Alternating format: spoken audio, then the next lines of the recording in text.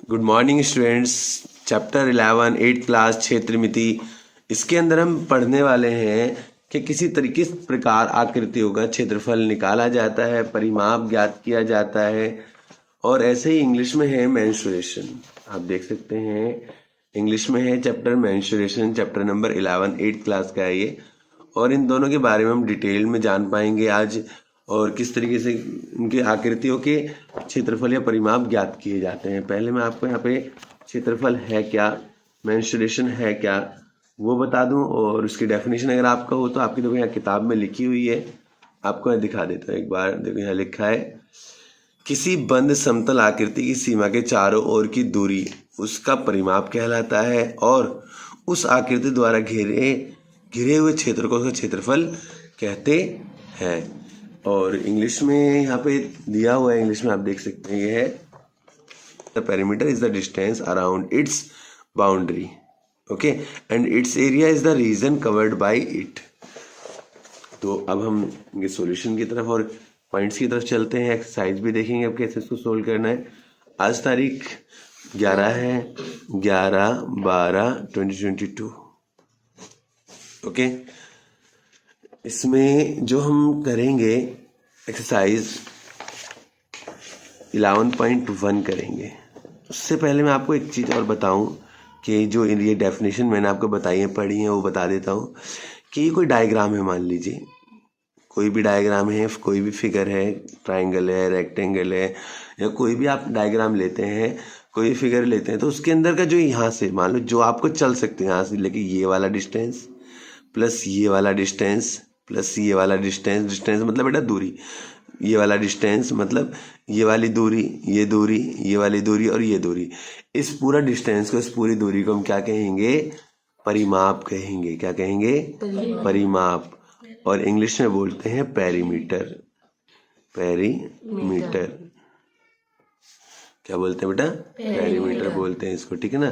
Perimeter इसको P के द्वारा दर्शाएंगे हम। इसमें पेरीमीटर को हम किसके द्वारा दर्शाएंगे? यहाँ पे पी के द्वारा। अच्छा, फिर आता है एरिया, क्षेत्रफल। एरिया क्षेत्रफल। क्षेत्रफल क्या? जो इन लाइनों ने घेर रखा है, देखो ये वाला एरिया पूरा इसके बीच, जो इस रीजन के बीच में आ रहा है, ये वाला जो रीजन है, पूरे पेज में नहीं, इन लाइनों के बीच का जो रीजन है, ये पूरा क्या है? एरिया है। ये क्या है? पूरा क्षेत्रफल है। इसने जो घेर रखा है, इसने जो कवर्ड कर रखा है, ये एरिया कहलाता है। उम्मीद करता हूँ आपको ये बातें समझ में आ गई होंगी। क्वेश्चन नंबर एक्सरसाइज 1.1, इसमें क्वेश्चन नंबर 1 और मैं 1 दिखा देता हूँ आपको, फिर उसके बाद इंग्लिश में भी देखेंगे, फिर सोल्व करेंगे। जैसा कि आकृति में दिखाया गया, दर्शाया गया, एक आयताकार और एक वर्गाकार खेत के माप दिए हुए हैं। यदि इनके परिमाप समान है तो किस खेत का क्षेत्रफल अधिक होगा? इंग्लिश में भी देख लेते हैं। A square and a rectangular field with measurement as given in the figure have the same perimeter. Which field has a larger area? तो इन दोनों के बारे में क्या सोल्व करना है, कैसे है, देखो यहाँ पे एक्सरसाइज 11.1 क्वेश्चन नंबर 1, ओके। हमने भी पढ़ा था, जैसा आपने देखा, तो उसके में 2 डायग्राम दे रखे हैं बुक के अंदर, आपने देखे भी थे। ये एक स्क्वायर है, जिसका स्क्वायर मतलब वर्ग 60 मीटर, इसको इंग्लिश में स्क्वायर बोलते हैं, और हिंदी में वर्ग बोलते हैं। क्या बोलते हैं? वर्ग, ओके। ये आयत है, आयत, इसे रेक्टेंगल बोलते हैं, रेक्टेंगल बोलते हैं। इसके अंदर जो दे रखा है, ये 80 मीटर दे रखा है, ये 60 है, तो इसकी ये भी साइड 60 होगी, ये भी साइड 60 होगी, ये भी साइड 60 होगी। 80 मीटर है, इसका चौड़ाई हमें पता नहीं है। तो यहाँ पर मैं एक चीज़ और बता दूं, मैं कुछ पॉइंट्स बता रहा हूँ जो आपको यहाँ लिखने। जो एरिया है, एरिया मतलब क्षेत्रफल, उसको हम ए मानेंगे। पेरीमीटर परिमाप, इसको पी मानने वाले हैं। लंबाई को लेंथ, LENGTH, और इसको एल मानेंगे, ओके। चौड़ाई, इसको ब्रेथ बोलते हैं, BREADTH, ब्रेथ, इसको B मानेंगे। अच्छा, भुजा को साइड बोलते हैं, क्या बोलते हैं, साइड, इसको ए मानेंगे, क्या मानेंगे, ए। तो ये कुछ पॉइंट्स हैं जो आपको मानने हैं, जो इसमें मैं लिखने वाला हूँ। आप परेशान ना हो हिंदी इंग्लिश मीडियम में, तो इसलिए मैंने यहाँ लिख लिया है, आप भी इसको नोट कर लें।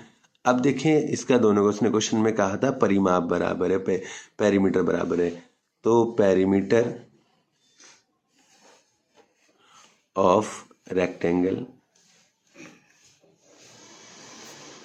Equal to perimeter of square. Okay, तो पेरीमीटर ऑफ रेक्टेंगल और पेरीमीटर ऑफ स्क्वायर हमने यहाँ ले लिया, इसको बोलेंगे आयत का परिमाप, आयत का परिमाप, इसको बोलेंगे वर्ग का परिमाप, वर्ग का परिमाप। ओके बेटा, यहाँ उम्मीद करता हूँ ये बातें आपको क्लियर हो रही होंगी, समझ में आ रही होंगी जो मैं यहाँ लिख रहा हूँ। ओके, अब यहाँ पे जो पेरीमीटर है जो किसी भी रेक्टेंगल का है, वो फॉर्मूला होता है 2 लंबाई जमा चौड़ाई। लंबाई को ऐसे भी लिख सकते हैं, लंबाई, और चौड़ाई को ऐसे भी लिख सकते हैं, चौड़ाई। ओके, तो लंबाई जमा चौड़ाई ऐसे लिखें आप, या ऐसे लिखें 2L + B। बात दोनों की सेम है, मैं दोनों फॉर्मूले यहाँ लगा देता हूँ। अच्छा, इसका जो स्क्वायर का होता है उसका 4 गुणा भुजा, 4 गुणा भुजा, 4 गुणा भुजा, 4 इंटू में ए, 4 इंटू में ए मान लेंगे। अच्छा, भुजा कितनी हमारे पास 60 है, ए कितनी हमारे पास 60, एल हमारे पास कितनी है 80 मीटर है, 60 मीटर, इसे भी लिख लेंगे 60 मीटर। अब यहाँ पे लगाएंगे 4 इंटू में 60। ओके, ये जो 2 है ये बट्टे में आ जाएगा। लंबाई यहाँ पे क्यों, देखो यहाँ पे 2 लिखेंगे, हम उसको बट्टे में लेंगे। लंबाई हमारे पास कितनी 80 मीटर है, कितनी है 80, प्लस में चौड़ाई हमारे पास b हो जाएगी। b को ये लिखेंगे 2 दूनी 4, 60 दूनी कितना हो जाएगा 120, 60 दूनी कितना होगा 120, बट्टे में नहीं सॉरी माइनस में 80, माइनस में 80 पहुंच जाएगा। तो कितना बचेगा, माइनस में 40 बचेगा, 40 मीटर। चौड़ाई क्या है, चौड़ाई 40 मीटर हो जाएगी। ओके, उम्मीद करता हूँ ये वाला पार्ट आपको समझ में आया होगा। लेकिन अभी इन्होंने हमसे यहाँ तक क्वेश्चन खत्म नहीं हुआ, उसने यहाँ पे हमसे कहा which field has a larger area, किसका एरिया ज्यादा होगा। क्या बताना है, किसका एरिया ज्यादा होगा। तो बेटा अभी तो हमने चौड़ाई निकाली है, तो एरिया कैसे निकालेंगे, area of square, area of square. Area of square का मतलब होगा, क्या लिखेंगे यहाँ पे हिंदी में, एरिया ऑफ स्क्वायर को वर्ग का क्षेत्रफल, वर्ग का क्षेत्रफल। स्पेशली इस बात का ध्यान रखें आप। ओके, तो वर्ग का क्षेत्रफल फॉर्मूला भुजा गुणा भुजा, फॉर्मूला क्या होता है, भुजा गुणा भुजा, side into side, side into side. Okay, तो भुजा गुणा भुजा, भुजा कितने हमारे पास 60 थी, 60 मीटर इंटू में 60 मीटर, 6×6 36, 20 मीटर स्क्वायर। ये तो वर्ग का क्षेत्रफल आ गया। अब निकालेंगे आयत का क्षेत्रफल, किसका क्षेत्रफल, आयत का क्षेत्रफल, का क्षेत्रफल, एरिया ऑफ रेक्टेंगल। आयत का क्षेत्रफल के लिए फॉर्मूला होगा लेंथ इंटू ब्रेथ, लंबाई गुणा चौड़ाई, एल इंटू में बी। एल कितना है हमारे पास 80 मीटर दे रखा था उसने, और चौड़ाई अभी हमने कितनी निकाली है 40 मीटर निकाली। आप देखते हैं ये 40 मीटर हमने निकाली है। तो 40 मीटर 8 चौक 32, 00, इतने मीटर स्क्वायर। तो आप देख सकते हो वर्ग का क्षेत्रफल 3600 मीटर स्क्वायर था, और आयत का क्षेत्र 3200 मीटर स्क्वायर है। तो किसका ज्यादा है, ए का, एरिया उसका, वर्ग का, किसका, वर्ग का, स्क्वायर का। ओके, कितना ज्यादा है वो भी लिख area of square is greater than rectangle. वर्ग का क्षेत्रफल आयत से ज्यादा है। आयत के क्षेत्रफल से ज्यादा है। ठीक है, कितना ज्यादा है आप देखो, 3600 metre square minus 3200 metre square, 3200 metre square, तो कितना है 400 मीटर स्क्वायर। बात समझ में आ गई बेटा? मुश्किल तो नहीं था ये? उम्मीद करता नहीं था अच्छे से समझ में आया होगा। सारा पॉइंट जितने भी हैं सब क्लियर होंगे आपके। ठीक है, पहला क्वेश्चन अच्छे से समझ में आ गया। चलते हैं अब क्वेश्चन नंबर 2 की तरफ। क्वेश्चन नंबर 2 में पहले इंग्लिश में देख लेते हैं, फिर हिंदी में देखेंगे। क्वेश्चन को पढ़ेंगे। यहाँ पे तो क्या कहा, Mrs Kaushik has a square plot with the measurement as shown in figure. She wants to construct a house in the middle of the plot. A garden is developed around the house. Find the total cost of developing a garden around the house at the rate of 55 per meter square. Okay, Hindi में देख लेते हैं अब। हिंदी में कहा, जैसा यहाँ पे श्रीमती कौशिक के पास चित्र में दिखाए गए मापों वाला वर्गाकार प्लॉट है। यहाँ प्लॉट के बीच में एक घर बनाना चाहती हैं। घर के चारों ओर एक बगीचा विकसित किया गया है। 55 रुपए प्रति मीटर स्क्वायर की दर से इस बगीचे को विकसित करने का व्यय ज्ञात कीजिए। दिया में, चलो अब देखते हैं कैसे इसको सोल्व करेंगे। यही किताब रखो, बुक तो यहाँ रखो ना। तो बेटा ये वाला जो एरिया है ये सारा बगीचे में है। इस बगीचे का हमें क्षेत्रफल निकालना है और उसके साथ उसका व्यय निकालना है। व्यय के लिए उसने बताया, मैं क्लियर कर देता थोड़ा सा, अब आपको देखो क्लियर हो जाएगा। व्यय मतलब कोष्ठ, व्यय मतलब कोष्ठ।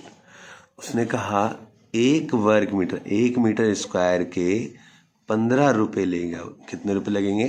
15 रुपए लगेंगे। ठीक है बेटा, तो जब 15 रुपए लगेंगे तो उससे पहले ये व्यय है।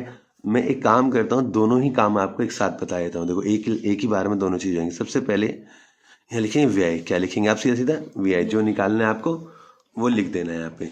व्यय के बाद व्यय बराबर, व्यय मतलब कोष्ठ, व्यय मतलब कोष्ठ। अच्छा, सबसे पहले मैं एरिया, यहाँ पे कितने रुपए हैं? 1 मीटर स्क्वायर के, लेकिन पहले मीटर स्क्वायर में हमें एरिया निकालना। एरिया कैसे निकालेंगे? देखो सबसे पहले बड़ा वाला जो है क्या है? स्क्वायर है, वर्ग का क्षेत्रफल, वर्ग का क्षेत्रफल। ठीक है, माइनस वर्ग के क्षेत्रफल में से रेक्टेंगल का क्षेत्रफल माइनस करेंगे। 20 गुणा 15 लंबाई चौड़ाई दे, तो आयत का क्षेत्रफल, आयत का क्षेत्रफल।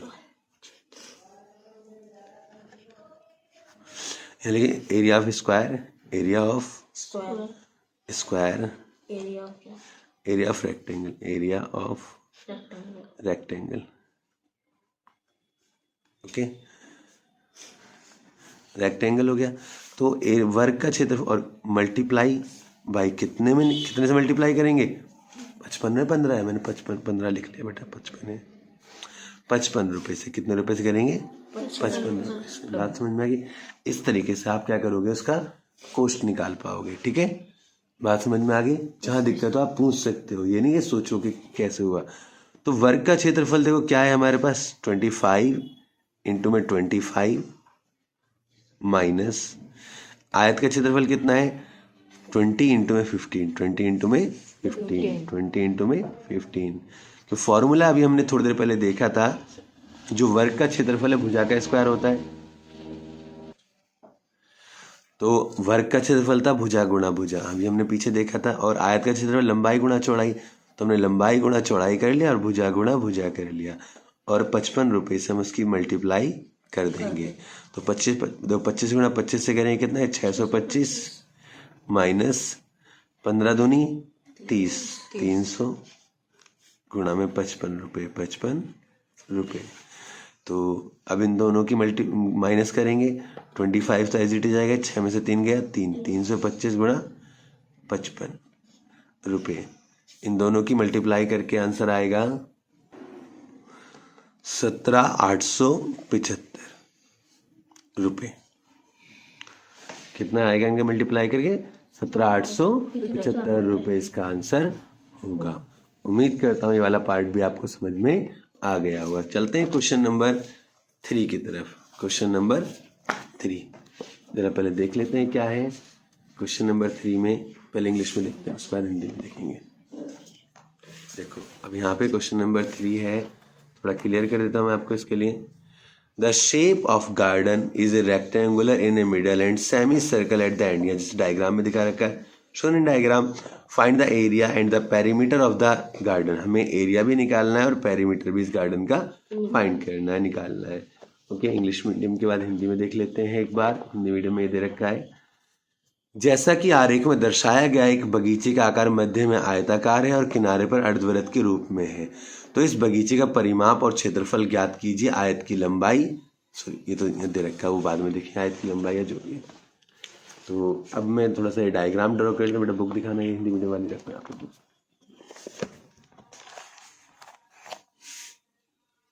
थोड़ा यहाँ क्लियर कर देता हूँ आपके लिए। अब देखिए, तो यहाँ पे मैं क्वेश्चन नंबर 3 यहाँ पे था, जब इसको नहीं करेंगे स्पेस की जगह। तो यहाँ पे डायग्राम बना लेते हैं। डायग्राम ये बीच में से आयताकार है, रेक्टेंगुलर शेप्ड है। यहाँ पे सर्कल हो गया, यहाँ पे भी सर्कल हो गया। यहाँ से पूरा जो डिस्टेंस दे दिया, यहाँ से लेके यहाँ तक जो पूरा डिस्टेंस है 20 मीटर है। ठीक है बेटा, और ये 7 मीटर है डायामीटर। ओके, अच्छा देखो यहाँ से लेके यहाँ तक ये रेडियस होती है, यहाँ लिख देता हूँ रेडियस। ये क्या है ये भी समझाता हूँ, त्रिज्या बोलते हैं इसको, हिंदी में क्या बोलते हैं, त्रिज्या। जब कोई भी इसको आर कहते हैं, सिंबल जो होता है इसका आर। जब कोई भी सर्कल है, क्या है, सर्कल है, देख पा रहे होंगे अच्छे से। इस सर्कल के सेंटर से जो लाइन होती है यहाँ तक, इसको आर कहते हैं। क्या कहते हैं, आर मतलब रेडियस, त्रिज्या। क्या कहते हैं, रेडियस, त्रिज्या कहते हैं। और अगर इधर भी इसी लाइन को खींच दिया जाए तो मतलब ये पूरी लाइन, एक आर तो ये हो गई, एक आर ये हो गई, कितनी आर हो गई, 2 आर। 2 आर मतलब 2 गुणा त्रिज्या, 2 त्रिज्या, 2 त्रिज्या। तो हम इसको बोलेंगे पूरी लाइन को व्यास। क्या बोलते हैं, व्यास। तो व्यास किसके बराबर होता है, 2 गुणा त्रिज्या के बराबर होता है। अच्छा, व्यास को इंग्लिश में बोलते हैं डायामीटर। डायामीटर क्या बोलते हैं, डायामीटर बोलते हैं। ठीक है, अच्छा इसके बाद डायामीटर हमने इसे बता दिया। ओके, अब आप देख सकते हैं एक रेडियस ये हो गई, एक त्रिज्या ये हो गई, एक त्रिज्या है तो पूरा डायामीटर हो गया। तो अगर हम इस 20 में से मैं पूरा डायामीटर घटा दूं, क्योंकि देखो ये क्या है, इस सर्कल का, क्योंकि देखो कोई भी ऊपर देखो आप, ये आधा सर्कल देख रहे हैं, आधे सर्कल में ये पूरी लाइन क्या है, ये पूरा डाया तो हुआ। तो देखो यहाँ भी आधा सर्कल बन रहा है, ये पूरा क्या हुआ, डाया हुआ। डाया मतलब व्यास। व्यास कितना है, 7 मीटर। तो मैं इस पूरी लाइन में से व्यास घटा दूं तो लंबाई मिल जाएगी हमें। तो आयत, आयत की लंबाई, लेंथ ऑफ रेक्टेंगल। ओके, कितनी हो जाएगी, 20 माइनस 7 मीटर, तो टोटल कितनी हो जाएगी, 13 मीटर। कितने मीटर, 13 मीटर। ठीक है, डन।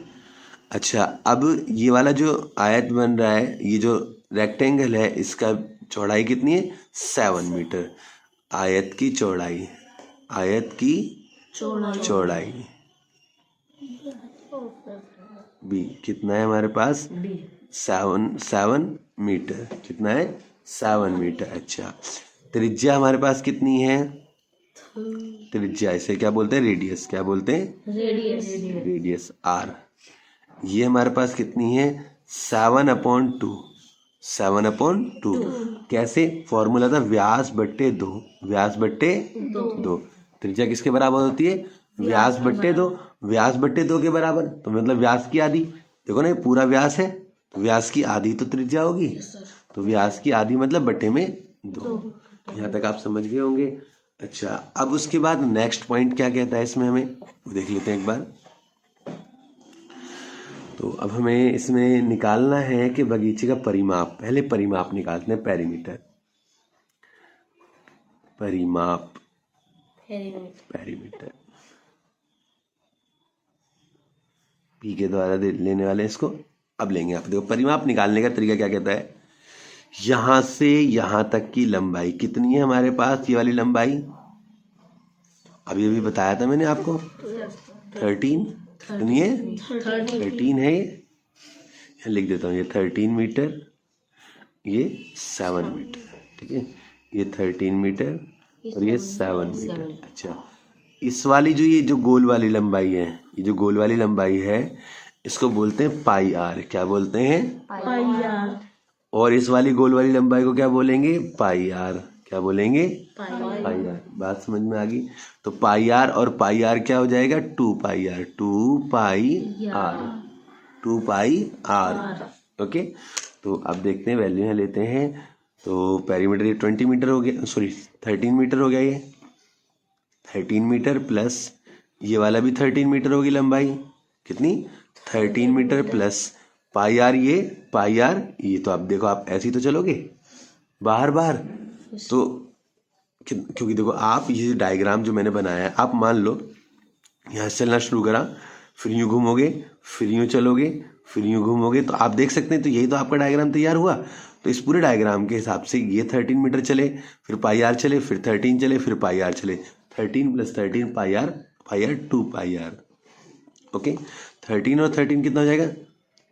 26 मीटर। 13 दूनी 26 होता है। अच्छा, उसके बाद 2 की जगह 2 लिखेंगे। पाई, ये जो पाई वर्ड है बेटा, ये आपके लिए एक नया वर्ड है, यहाँ समझा देता हूँ। इस पाई को बोलते हैं 22/7। इस पाई का मान कितना होता है?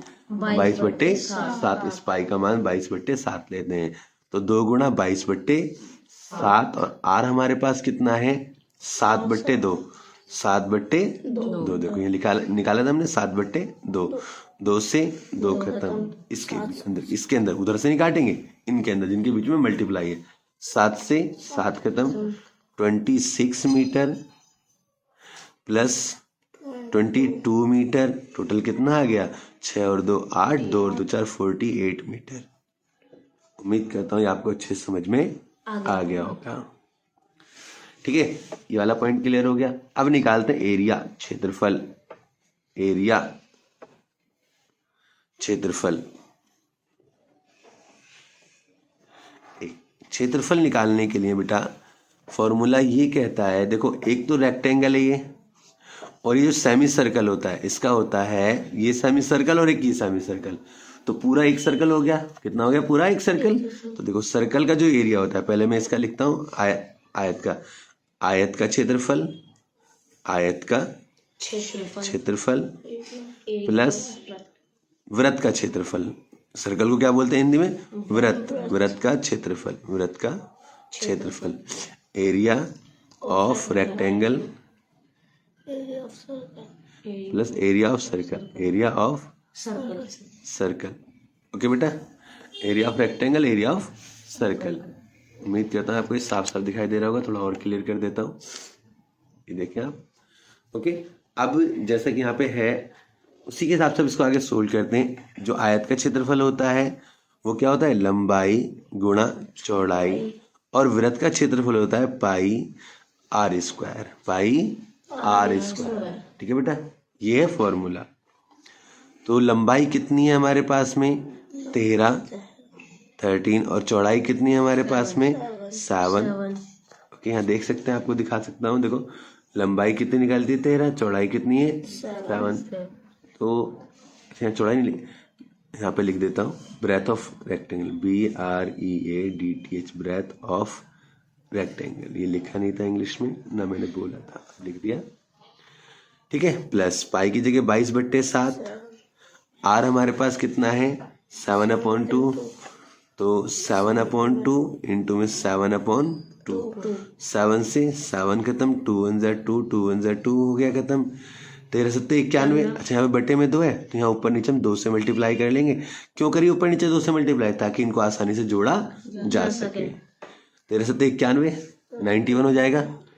2 इंटू में 91 प्लस में 11 इंटू में 7, 11 इंटू में नीचे इसके भी 2 है, इसके नीचे, तो पूरे के नीचे हम 2 लगा देंगे। क्या लगा देंगे? पूरे के नीचे 2 लगा देंगे।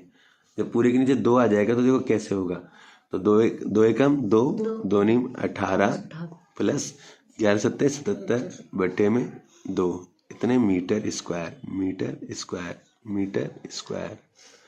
ओके, अब देखें आगे, इनको जोड़ेंगे। 7 और 2 9 और 8 7 15। आगे चलते हैं।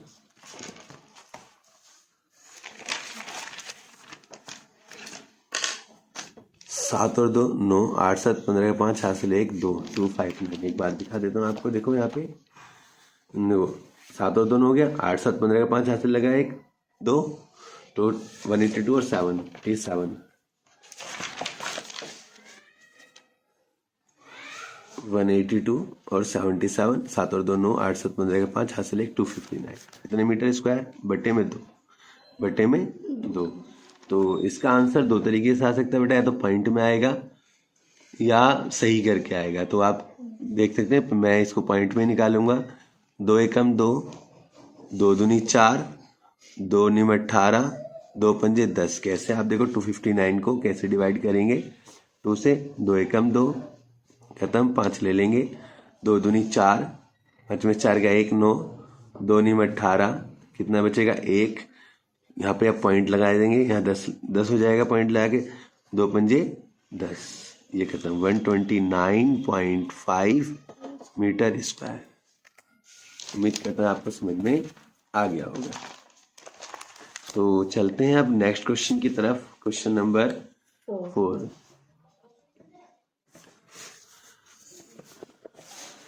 क्वेश्चन नंबर 4 ये है, यहाँ पे इंग्लिश में देख लेते हैं, उसके बाद हिंदी में देखेंगे।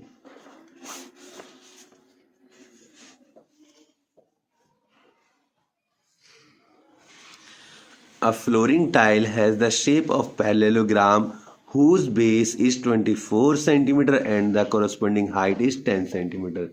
जो फ्लोरिंग टाइल है उसका बेस 24 सेंटीमीटर का है और हाइट 20 और 10 सेंटीमीटर की है। How many such tiles are required to cover a floor of 1080 metre square?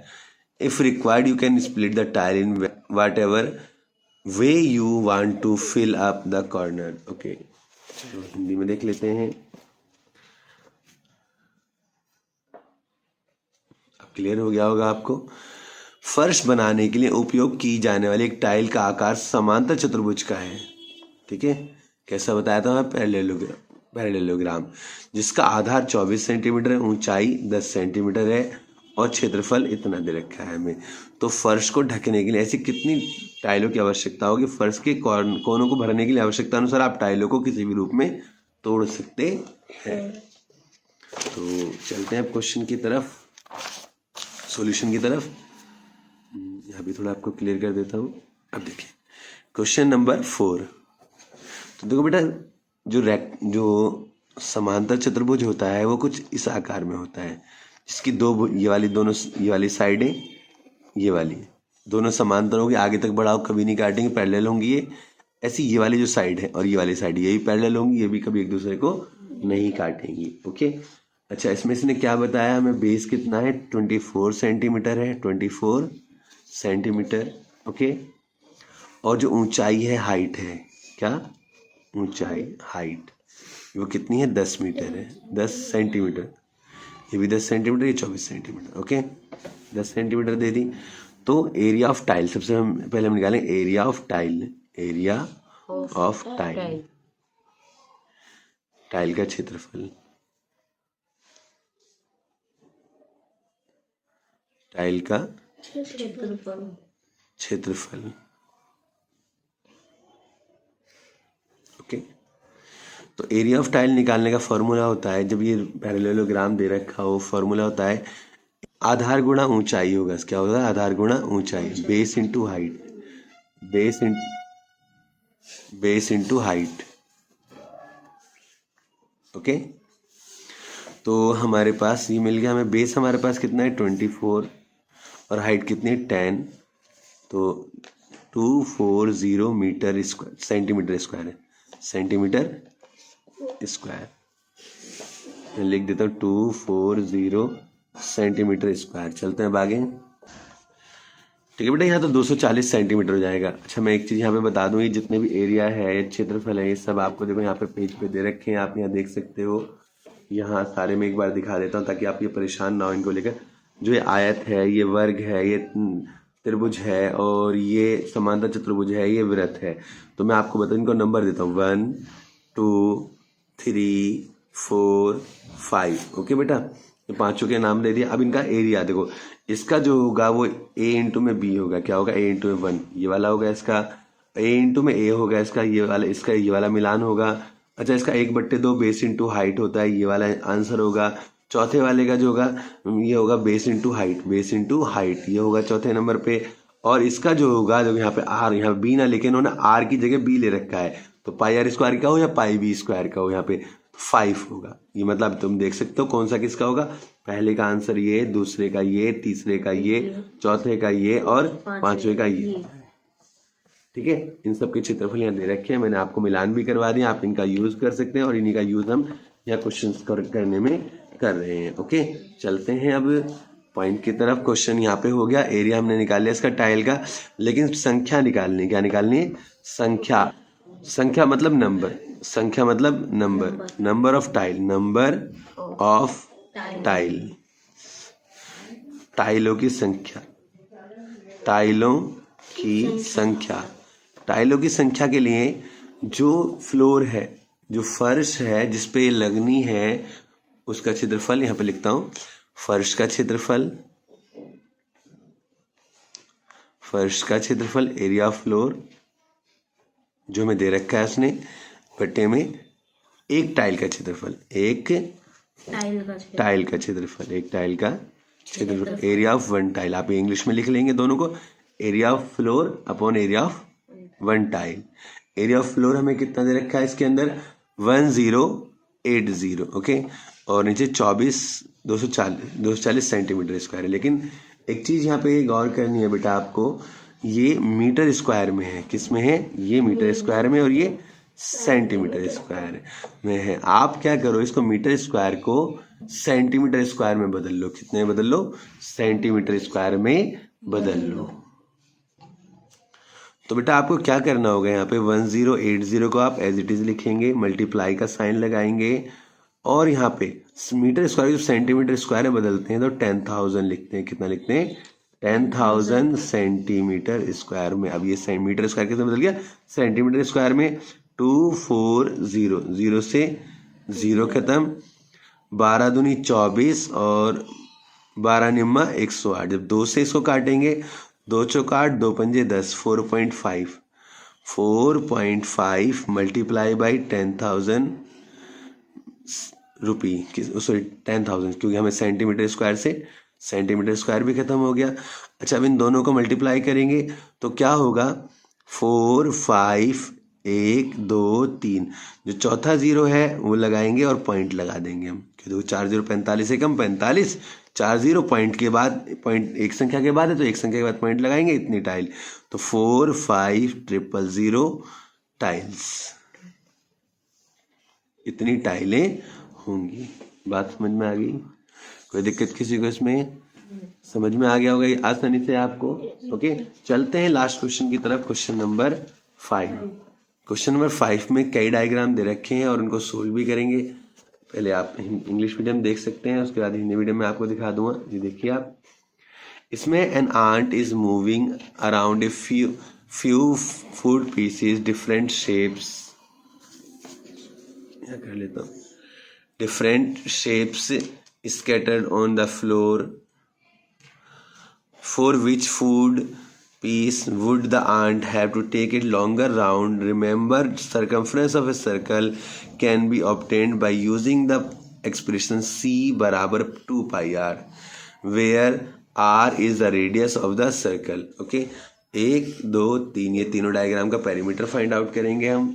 Okay, यहाँ पे पेरीमीटर कहीं या सर्कल का भी आ रहा है तो सर्कमफ्रेंस प्लस लेंथ मतलब टोटल उसका पेरीमीटर मतलब परिमाप ही होगा उस पूरी आकृति का यहाँ पे। ओके, अब जरा चलते हैं इसके पास। हिंदी में एक चींटी किसी फर्श पर बिखरे हुए अलग अलग भोज्य पदार्थ के टुकड़ों को चारों ओर घूम रही है। भोज्य पदार्थ के किस टुकड़े के लिए चींटी को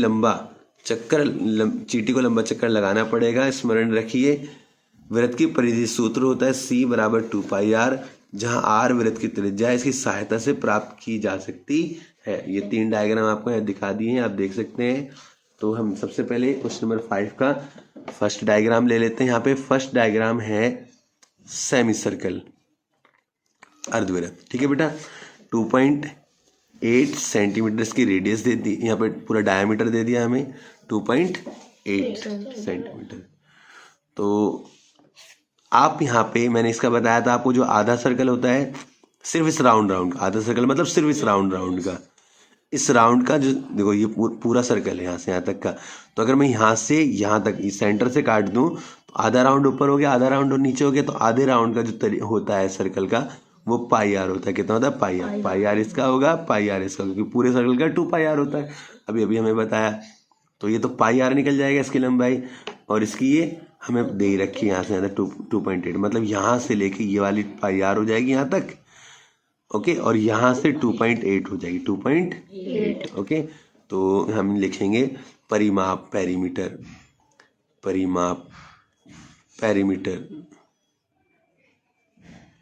P। ओके, परिमाप पेरीमीटर जो होगा यहाँ पे वो कितना होगा जरा देखें बेटा ध्यान से, यहाँ पे समझाता हूँ आपको।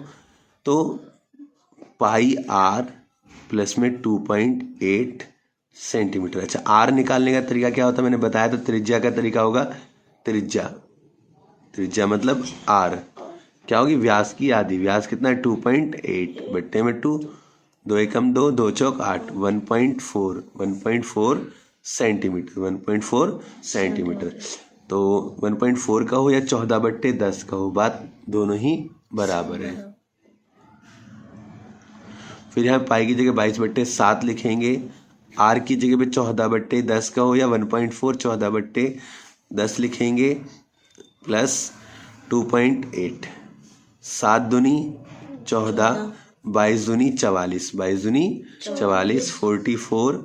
अच्छा, नीचे एक 0 है, 10 है, तो एक संख्या के बाद पॉइंट लगा देंगे, सेंटीमीटर प्लस 2.8 सेंटीमीटर। अब दोनों को जोड़ देंगे, पॉइंट लगा दिया नीचे 10 है बेटा, इसलिए 10 का तरीका ये कहता है अगर आप किसी भी संख्या को 10 से भाग करोगे तो एक संख्या के बाद पॉइंट लग जाएगा। अगर मान लो यहाँ 27 लिखा है, अगर आप उसको 10 से भाग कर रहे हो तो उसका मतलब 2.7 आएगा डिवाइड करने के बाद, भाग करने के बाद। ओके, एक संख्या के बाद पॉइंट लग जाता है। इसके लिए मैंने अलग से वीडियो बना रखी है, आप जाके देखेंगे तो मिल जाएंगे आपको प्ले लिस्ट में, वीडियोज में। अच्छा, अभी जब इन दोनों को जोड़ेंगे 4.4 को और 2.8 को, तो आप देख सकते हैं 8 4 12 का 2 हासिल 1, 4 और 2 6 और 1 7, 7.2 सेंटीमीटर हो गया फर्स्ट वाले का। बी वाले का निकालेंगे, बी वाले में डायग्राम बनाए तो मैं यहाँ पे आप देख सकते हैं,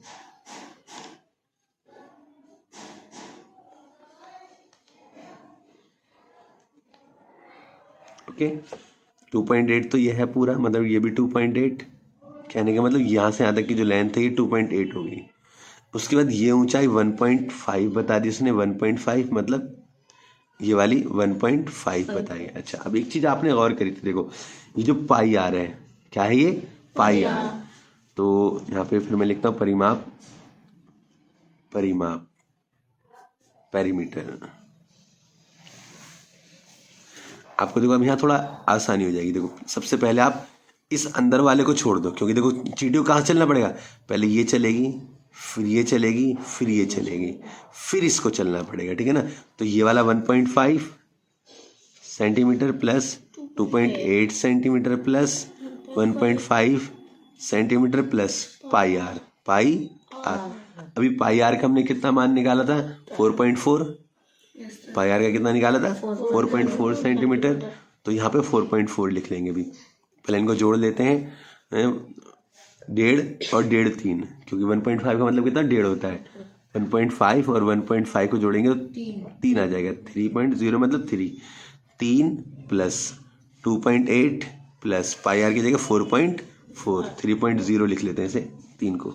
3.0 प्लस 2.8 प्लस 4.4, 8 4 12 का 2 हासिल 1, 3 4 4 8 और 2 10, 10.2 सेंटीमीटर हो जाएगा।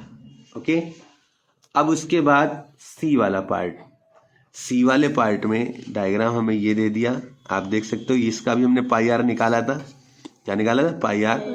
ये 2 सेंटीमीटर, ये 2 सेंटीमीटर। तो देखो फिर पेरीमीटर लिखेंगे, पेरीमीटर परिमाप। ओके, पी तो पाई आर प्लस 2 प्लस 2, 2 प्लस 2 ये हो गया, और पाई आर ये हो गया। पाई आर का 4.4 निकाला था, और 2 प्लस 2 कितना हो जाएगा? 4। जब 4.4 में 4 प्लस करेंगे, क्या प्लस करेंगे? 4। 4 कम 4.0 भी कह सकते हैं, तो या कहेंगे भी मान लो। अब दोनों को जोड़ देंगे तो 4.8, 8.4 हो जाएगा। 4 पॉइंट यहाँ जाएगा, 8448, 8.4 इसका आंसर होगा। अब आप देख सकते हैं कौन से वाले डायग्राम में सबसे लंबी दूरी चली। इसमें 7.2 है, इस वाले में 10.2 है, इसमें 8.4 है, तो हम कहेंगे B. B have largest distance. आकृति बी में ज्यादा दूरी तय की गई।